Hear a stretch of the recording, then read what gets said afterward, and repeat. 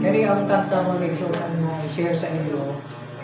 May tungkol kini sa direction sa atong kinabuhi kung asa ba. Asa ba nato gi gasto ang atong kinabuhi?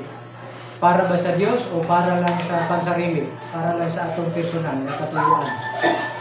Personal lang nato ng mga ambisyon ng atong kinabuhi. Pero bisan asa ana, kinahanglan nato masayran nga dunay duha nga atong padugna.